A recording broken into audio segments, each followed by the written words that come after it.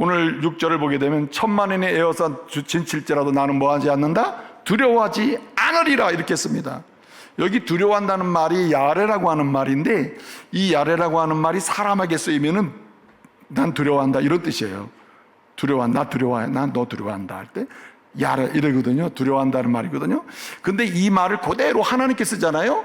이건 경외한다는 뜻이에요. 경외한다. 다윗은 얘기하는 거예요. 이 야레라는 말을 사람을 보고 두려워한다 이러지 말아라, 절대 두려워하지 않는다고 선언하라. 거꾸로 이 단어는 누구한테 써야 되느냐? 누구한테? 하나님께 써야 되는. 나는 하나님을 경외합니다. 나는 하나님만 의지합니다. 하나님만 바라보겠습니다. 하나님이 창조자 아닙니까? 하나님이 나를 만드시지 않았습니까? 날 만드시고 계시지 않습니까? 날 사랑하지 않습니까?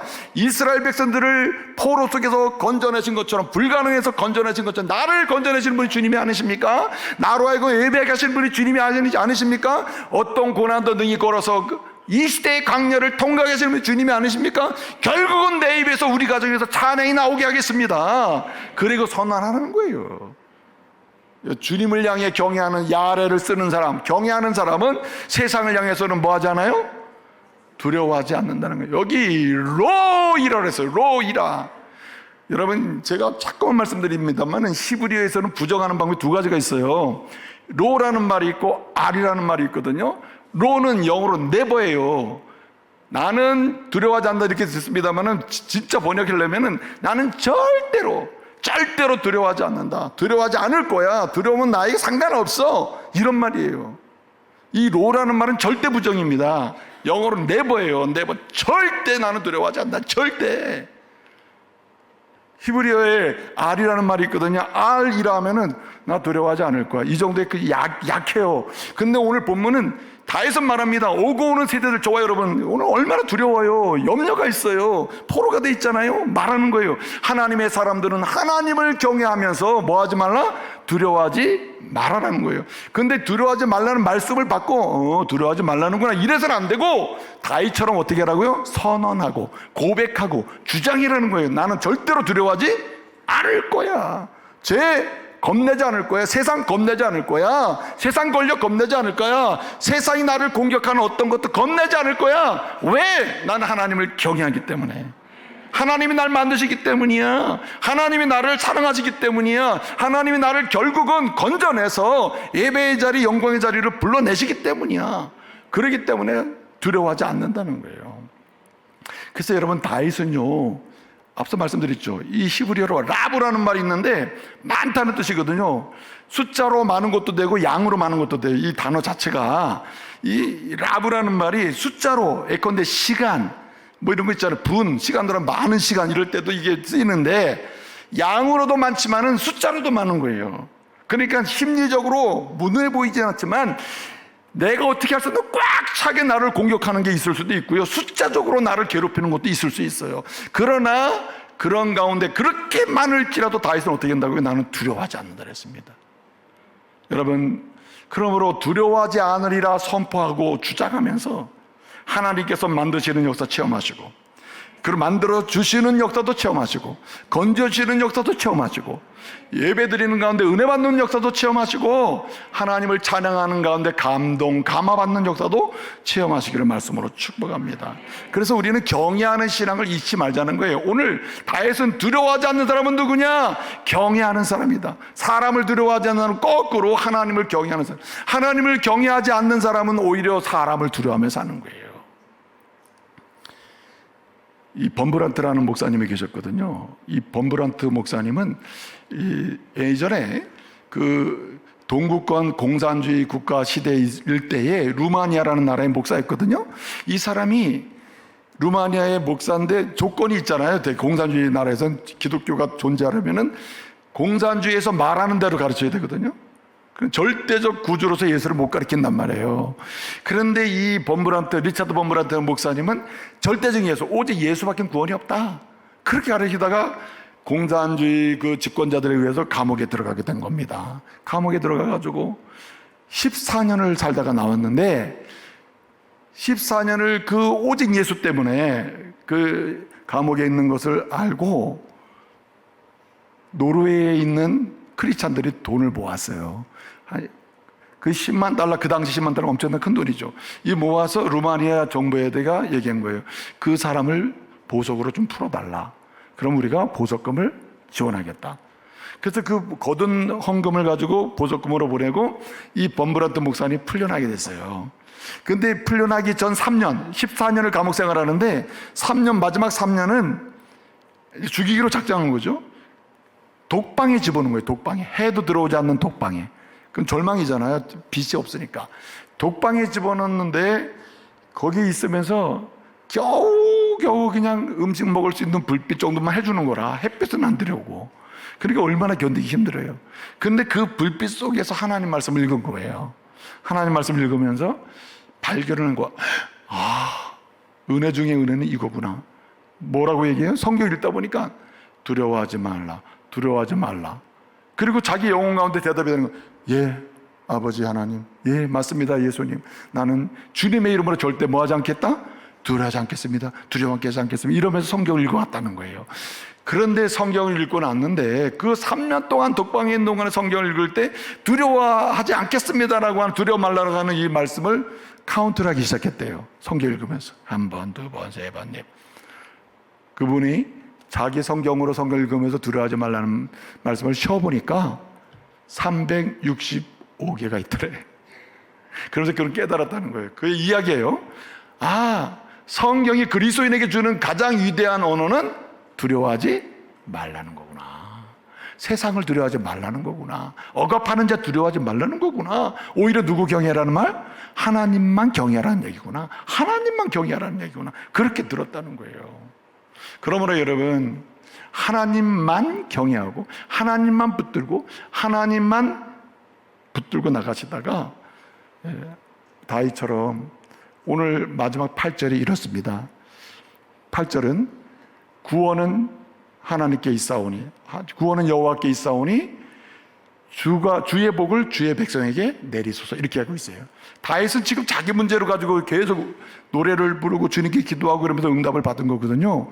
그런데 마지막 그가 노래하는 것은 자기를 넘었어요. 뭐라고 얘기합니까? 주의 복을, 구원은 주님께 있사오니, 이 구원은 승리라는 말인데, 구원, 승리, 건짐은 주님께 있사오니 주의 복을 주의 백성에게 내려주십시오. 여기 주의 백성은 누굽니까? 자기처럼 고난 중에서도 오직 하나님만 경외하면서 두려워하지 않는 사람들, 그들에게 복을 달라고 기도하고 있는 거예요. 그러니까 한 사람이 그만큼 중요해요. 하나님만 경외하면서 세상을 두려워하지 아니하리라 하면서 가정의 삶을 지켜나가는 그 사람 때문에 그는 기도하게 됩니다. 내 남편에게 구원은 주님께 있사오니 주님이 내 남편에게 복을 주십시오. 내 자녀에게 복을 주십시오. 내 가정에게 복을 주십시오. 우리 성도들에게 복을 주십시오. 이런 기도를 할 때마다 응답을 받는다는 거예요. 이 은혜가 있기를 말씀으로 축복합니다. 내가 세상을 두려워하지 않고 오히려 하나님만 경외하는 사람이 돼서, 심지어는 주님의 이름으로 자식을 위하여 자녀를, 나를 넘어 다른 사람을 기도하다가 하나님이 내게 주셨던 복도 다른 사람도 받게 하는 이런 성도 되어야 할 줄로 믿습니다. 그래서 하나님을 경외하는 게 절대적으로 중요하다. 그래야 나는 두려워하지 않는다. 이런 믿음의 사람이 된다는 거예요.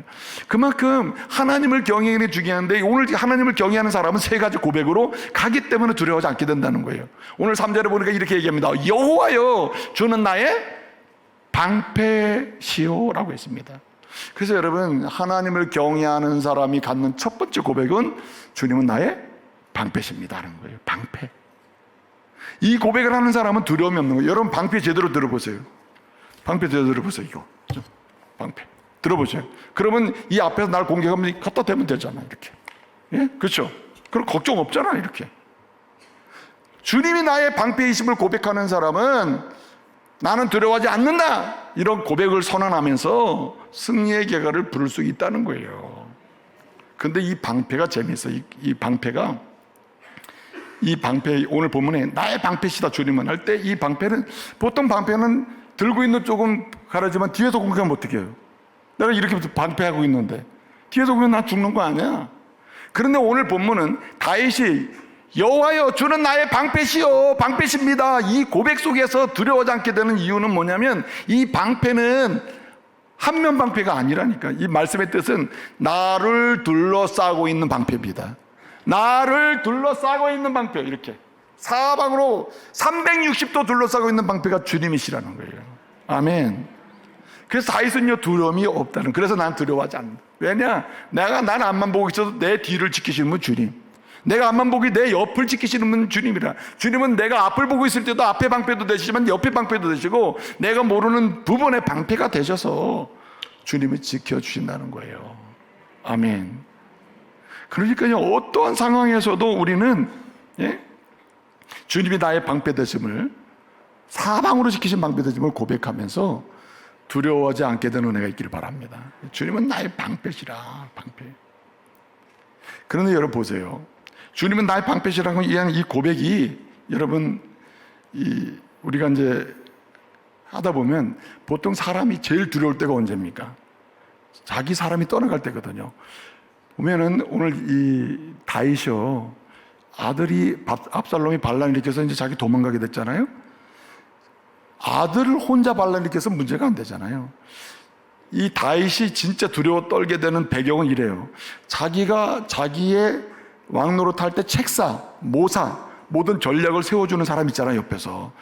여러분 전략을 내주는 사람 있잖아요. 그 사람이 한 사람, 유명한 사람이 있었거든요. 그 사람이 아히도벨이에요. 이 아히도벨이 다윗을 떠나가지고 반란을 일으킨 압살롬의 편이 돼버린 거예요. 그래, 전략가가 없는 거예요, 전략가가. 그 얼마나 절망적입니까, 이게. 그리고 많은 사람이 다윗을 떠나서 백성들이 압살롬에게 하는 거예요. 압살롬 따라가야 되겠구나. 압살롬 편이 우리가 살 길이구나. 압살롬을 막 따라가는 거예요. 자기를 버리고. 여러분, 김홍식 씨라는 분이 쓴 책 중에 우리가 살아야 하는 이유라는 책이 있는데, 그 책에 보게 되면은 이런 얘기가 있어요. 사람이 실패하면 정말 두려운 이유가 뭐냐? 실패하는 그 자체, 실패 자체 때문에 두렵고 무서운 게 아니라는 거예요. 그럼 왜 무섭냐? 실패 그 자체에 있는 게 아니라 실패로 인하여 함께 했던 사람이 떠나는 게 무서운 거예요. 떠나는 게.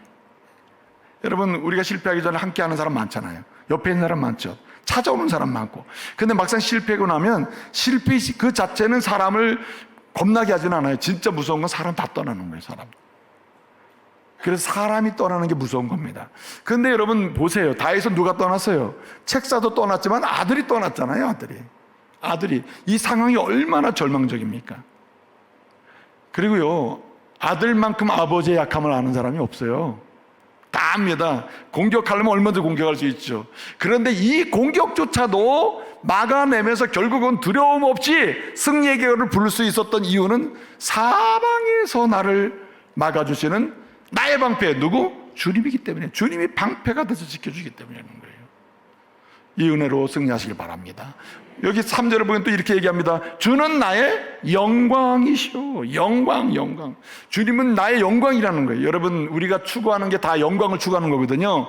예를 들어서 뭐 돈을 벌려고 하거나 권력을 추구하거나 뭘 쟁취하려고 하거나 뭘 얻으려고 하거나 몇 년 모아서 뭘 하려고 할 때 다 나의 영광을 얻어보려고 하는 거거든요. 그거 얻으면 행복하겠지 해서 하는 거 아닙니까? 그런데 다윗은 이렇게 얘기하고 있어요.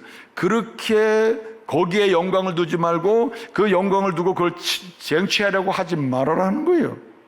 다윗은 말합니다. 내가 다 해봤는데 그게 안 된다는 거예요. 오히려 하나님 그분을 나의 영광으로 삼으라는 거예요. 하나님 그분을 나의 보석으로 삼으라는 거예요. 하나님 그분 영광으로 삼으면 그분이 나를 안고 있는 한 나는 안전하다는 거예요. 나는 문제가 없다는 거예요. 그분이 나를 안고 있으니까, 영광스러운 분이 안고 있으니까 영광에 문제가 없다는 거예요. 여러분, 아름다운 분이 나를 안고 있으면 내가 아름다워지는 거예요. 예? 더러운 분이 나를 안고 있으면 내가 어떻게 지저분해지는 거거든요. 영광의 주님이 나를 품고 있으면, 함께 하시면 어떻게 됩니까? 나는 붙들고 있으면 어떻게 돼요? 나는 안전한 거예요. 평안한 거예요. 그래서 오늘 이렇게 말씀하고 있는 것입니다. 뭐라고 얘기하고 있습니까? 오늘 본문의 말씀에 오게 되면은 이렇게 얘기합니다. 말씀 보면 거기 4절을 보면 이렇게, 내가 나의 목소리로 뭐한즉 기도한즉, 나의 목소리로 기도한즉, 예? 나의 목소리로 기도한즉 주께서 성산에서 어떻게 내 기도를 들으신다 그랬습니다. 내 기도를 그 다음에 뭐라고 했습니까? 내가 누워 자고 깨었으니 했어요. 5절에 보게 되면 내가 누워 자고 깼다. 근데 어떻게 됐어요? 죽지 않았어요. 여러분, 도망가는 사람이 편안하게 잔다는 게 힘들잖아요. 근데 다윗은 내가 누워서 잠을 잤대요. 그리고 자보니까 죽지 않고 깨어 있어요. 또 다시 하루가 시작된 겁니다. 왜 이렇게 됐다는 건, 왜 전쟁터에서도 도망 다니면서도 편안하게 근심 없이 잠을 잘 수 있었다는 말입니까? 5절을 보니까 이렇게 얘기해요. 내가 누워 자고 깨었으니 이는 그가 나를 뭐 하심이로다? 붙드심이로다. 그가 나를 붙들어줬기 때문이에요. 붙들어줬기 때문에. 하나님 나를 붙들어줬기 때문에 내가 이렇게 견디고 있다는 말입니다. 여러분, 영광의 하나님을 나의 영광으로 삼고 내 모든 보석으로 삼고 주님만 붙들고 살잖아요. 그분이 붙드심으로 편안하게 잠도 자고, 그분이 붙드심으로 편안하게 일도 하고 편안하게 인생을 살아가게 됨을 믿으시기 바랍니다. 주님이 나를 붙드심으로 가는 거예요. 붙드심으로. 그래서 어떠한 상황에서도 우리는 주님이 나를 붙드신다. 사람이 날 붙들어서는 되질 않는다는 거예요. 사람이 날 붙들어서 편안할 수가 없다는 거죠. 여러분, 채플린 아시죠? 채플린. 한 시대를 풍미했던 유명한 코미디언 아니에요. 웃기는 사람 아니에요. 이 사람이 한번 공연을 하면 뭐 세상 모든 사람들이 동네 다 모인다는 거 아니에요? 아팠던 사람이 막 웃다가 뭐 행복해진다는 얘기 아니에요. 근데 이 채플린이 어느 지역에 가가지고 공연을 하게 된 거예요. 공연을 하게 됐는데 공연을 앞두고 마음이 불안한 거예요. 이거 잘할 수 있을까 내가. 그래서 이 병원을 찾아갔대요. 아유, 선생님, 내가 아주 요즘에 이렇게 마음이 불안한지 몰라요. 뭐 큰일을 하려면 힘들고 그랬다고. 그러니까 이 의사가 그렇게 근심하면 어떡하냐고, 무슨 일을 하려고 하면 근심하고 불안하면 어떡하냐고, 그거 참 큰일이다고. 그러면서 하는 말이, 이건 뭐 약 먹어야 될 것도 아니고 내가 처방 하나 내줄 테니까 가서 해보라고. 뭐냐고 그랬더니, 얼마 안 있으면 그 채플린이라는 사람이 와가지고 이 동네에서 공연한다니까 거기 가서 마음껏 웃고 오라고. 그러면 그 채플린 때문에 당신이 좋아질 거라고. 이 사람이 알았습니다. 나오면서 내가 채플린인데 채플린한테 가서 뭘 웃으면서 해라는 얘기냐. 내가 괴로워서 왔는데. 여러분, 사람은 사람에게서 절대로 붙드심의 역사를 경험할 수 있어요. 여러분, 마지막까지 잡고 있다가도 결정적인 순간에 놔요. 다 놓습니다, 여러분. 아무리 여러분이 사랑하는 사람이라 다 놓잖아요. 그러나 여러분, 죽을 때까지 인도하시는 주님은, 나의 영광이 되시는 그분을 붙들고 있으면 내가 손을 놓을지언정 주님은 놓지 않으심을 믿으시기 바랍니다. 절대 안 놓는 거예요. 네? 절대 안 나요. 그래서 여러분, 보네퍼라고 하는 사람이 이 나치 시대의 목사인데, 이 사람이 그 사람을 죽이는 히틀러에 대해서 한 거고 반나치 운동을 했다가 수교당한 사람이거든요. 이 사람이 그 감옥에 들어가 있다가 옥중 편지를 썼어요. 옥중에서 편지를 쓴 것이 모아져서 책이 됐는데, 그 옥중 서신에 기록된 말 중에 유명한 말이 있어요. 뭐라고 하냐면 이렇게 말을 해요. 내가 잊지 말아야 될 중요한 사실 한 가지를 나는 기억하고 붙들고 있다. 그게 뭐냐? 나라는 사람이 사람의 손에 있는 것이 아니라 누구의 손에 있다? 하나님의 손에 있다. 하나님의 손에 있다. 내가 이 사실을 알고 깨닫는 순간부터 두려움이 없게 됐다는 거예요. 그러니까요, 하나님의 손에 붙들려 있는 한 이 사람은 강하고 담대할 수 있다는 거예요. 그러면서 이런 얘기를 했습니다. 뭐라고 했냐면은, 사람이 진짜 무서워하고 두려워해야 될 것은 악한 것이 아니야. 악한 것보다 더 무서워하고 더 치명적인 것은 뭐냐면, 따라합시다. 두려워하는 것. 두려워하는 거라는 거예요. 여러분, 악한 것이 치명적입니다. 맞아요. 위험해요. 그러나 그 세상, 두렵고 더럽고 한 이런 세상을 보면서 두려워하며 사는 것, 연약하게 사는 것은 더 치명적이라는 거예요. 결정적으로 마지막에 죽을 수 있잖아요. 그러니까 주님 말씀하시는 거예요. 어떻게 해요? 나는 너의 영광이다. 나를 보석으로 삼아라. 나를 붙들고 있어라. 날 영광으로 삼고 삼아라. 내가 너를 영화롭게 할 거야. 그러면 내가 널 붙드니까 너는 근심이 없는 거야. 주님의 말씀을 붙들고 우리는 주님을 영화로 삼고 살아야 된다는 거죠. 여러분, 끝났습니다. 고개를 들어보셔요. 고개를 드시라고. 고개를 드세요. 고개를 드시는데 다윗의 마지막 고백이 이겁니다. 그는 어떻게 두려워하지 않는다 선언하면서 승리의 계열을 부를 수 있었느냐? 그는 마지막 고백이 이거예요. 하나님을 경외하는 사람의 마지막 고백은, 하나님은 반드시 따라합시다. 나의 고개를 들어주신다. 고개를 들어주신다는 거예요. 고개를 들어, 졸린 분 고개 드세요. 고개를 들어주신다는 거예요. 오늘 말씀해 보게 되면 제가 말씀드렸습니다. 이 사무엘상 15장을 보게 되면 도망을 갈 때 15장 30절 보면은 그가 맨발로 도망을 가며 얼굴을 가리고 고개를 숙이고 도망가는 거, 울면서. 그리고 도망간다. 그는 그 심령 속에 내가 이렇게 도망을 갈지라도 나는 뭐하지 않는다? 두려워하지 않는다. 나는 이렇게 도망을 내가 지금 가고 있지만은 나는 누구만 경외한다? 주님만 경외한다. 주님만 의지한다. 나를 위해 십자가에 죽으시고 부활하신 예수님만 의지한다. 그리고 도망가는 거예요. 그러면서 뭘 얘기해요? 그가 나를 반드시 내 이 숙인 고개를 뭐하리라? 들게 하시리라. 떳떳하게 내가 여기 있어. 들게 한다는 거예요. 지금 여러분 이 노래를 부를 때는 다윗은 고개를 들고 있다니까요. 내 고개를 들어주시는 분이에요. 내 고개를 들어주시는 분. 내 고개를 들게 해주시는 분. 이 고개를 들게 한다는 말은 뭡니까? 원수를 꺾으시는 거예요. 그래서 7절 말씀을 보면 이렇게 얘기합니다. 여호와여 일어나소서. 나의 하나님이여 나를 구원하소서. 나의 모든 대적의 뺨을, 원수의 뺨을 치시고 악인의 일을 모아서 꺾으소서라고 했어요. 무슨 말이냐? 원수를 꺾어서라도 나로 하여금 숙인 고개를 들게 해주실 분이 주님이라는 거예요. 내 원수를 그냥 꺾어서 파셔서 그냥 없애서라도 하나님의 자녀만큼은 고개를 들 수 있는 기회를 주신다는 거예요. 이게 오늘 다윗의 고백입니다.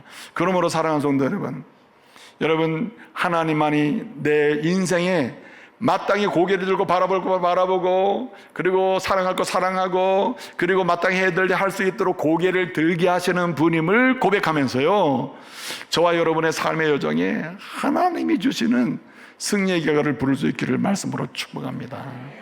여러분 그래서 여러분 그 베냐민 엘킨이라는 사람이 이제 그 사람이 우화가 있는데 그 우화 중에 하나가 이 우화가 있어요. 아주 시끄러운 나라의 왕이 있었는데 그 왕자의 생일이 온 거예요. 시끄러운 나라, 하여튼 모든 게 시끄러운 거예요. 그 시끄러운 나라의 왕이 자기 아들 왕자의 생일에 왕자요, 너의 소원이 뭐냐? 이렇게 물어봐요. 그랬더니 아들이 아버님, 이 시끄러운 나라에서 제일 큰 소리를 듣고 싶습니다. 그런 거예요. 그러니까 이 왕이 명령을 내린 거예요. 여러분, 이 나라에서 제일 큰 소리를 낼 수 있는 사람 다 모여라. 그래가지고 큰 소리 내면서 상 주겠다. 우리 아들 생일 기념으로. 그래서 다 모인 거예요. 근데 이제 왕이 얘기를 하는 거예요. 자, 이제 이 시끄러운 나라에서 제일 큰 소리 낼 수 있는 사람 내보라고. 그러니까 온 사람들이 겁을 먹은 거예요. 왜냐면은 내가 큰 소리 내는데 딴 사람 큰 소리 나면 안 되면 죽는 거잖아요. 예? 야, 이거 큰일 났다 말이에요. 사람들이 그렇게 시끄러운 나라에서 갑자기 조용해진 거예요. 그냥 쫙 아무도 말을 안 하는 거예요. 아무도 말 안 해요. 그때 그 왕궁에 여기저기 심겨져 있는 나무 위에서 새들이 지저귀는 거예요. 참새가 참새. 동달새가 동달. 기러기가 기러기. 새들이 막 사막에 동달동달은 새소리가 지저귀는 거야. 그 시끄러운 나라에서요, 예? 그렇게 큰 소리처럼 그 소리가 들린 적이 없는 거야. 근데 그 소리가 너무 아름다운 거예요. 그 왕자가 아빠, 이 소리가 제일 큰 소리가 제일 좋은 소리야. 이 소리 듣고 싶었어. 그렇게 했다는 거예요.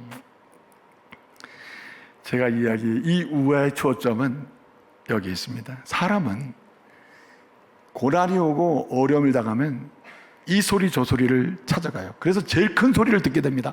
야, 그게 아니야, 너 이래야 돼, 너 그렇게 하면 끝난다, 야, 문제돼. 이 소리 저 소리 들려오는 소리 중에 제일 큰 소리, 만만한 소리, 힘 있는 소리, 그걸 막 듣게 된단 말이에요. 근데 여러분 보세요, 여러분의 머리를 들어줄 사람은 사람이 아니야.